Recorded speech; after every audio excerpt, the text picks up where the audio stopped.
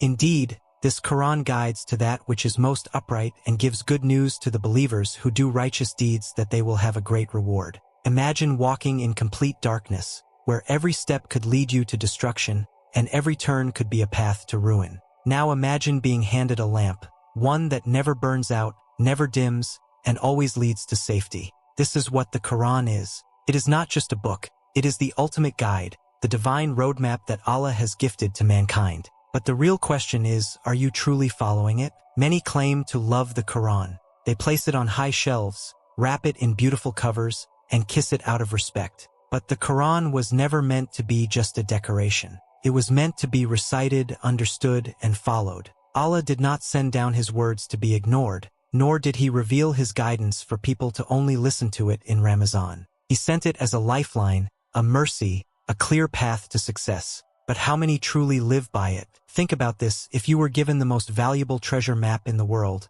one that led to unimaginable wealth, would you simply place it in a glass case and admire it from afar? Or would you follow it step by step, making sure not to miss a single direction? The Quran is far greater than any treasure map. It is the key to eternal success. Yet, many leave it unread, misunderstood, and neglected. The Quran is not just a book of stories. It is a book of lessons. It does not just inform, it transforms. It does not just speak, it commands. Every word in it has been sent down for a reason. When Allah says, "And we have certainly made the Quran easy for remembrance, so is there anyone who will remember?" He is telling you that this book is not beyond your reach. It is not too difficult to understand. The problem is not the Quran. The problem is whether you are truly trying to engage with it. Some may say, "But I do not understand Arabic." Yet, translations and tafsir exist in every language. Others may say, "But I do not have time." And yet, they have time for endless scrolling on their phones,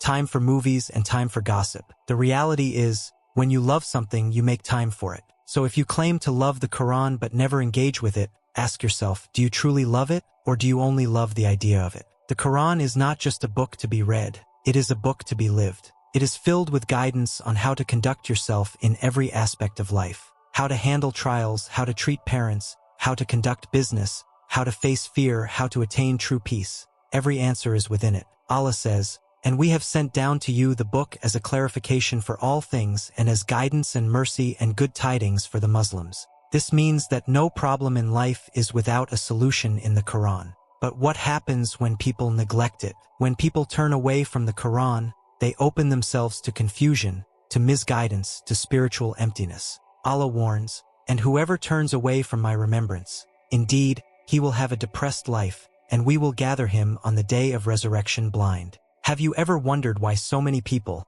despite having wealth, fame, and everything this world offers, still feel empty inside? It is because their hearts are deprived of Allah's guidance. They seek fulfillment in things that will never bring true peace. The Quran is not just meant for scholars. It is meant for everyone. Some people believe they are too sinful to approach it. But know this: Allah's mercy is vast, and the Quran is for the sinner as much as it is for the righteous. It is not only for those who are already guided, but for those who are seeking guidance. The Prophet, peace and blessings be upon him, said, "The best among you are those who learn the Quran and teach it." This means that every single person has the opportunity to be among the best by simply making the Quran a part of their life. Imagine standing on the day of judgment, when the Quran itself will either testify for you or against you. The Prophet, peace and blessings be upon him, said, "The Quran is an intercessor, something given permission to intercede, and it is rightfully believed in. Whoever puts it in front of him,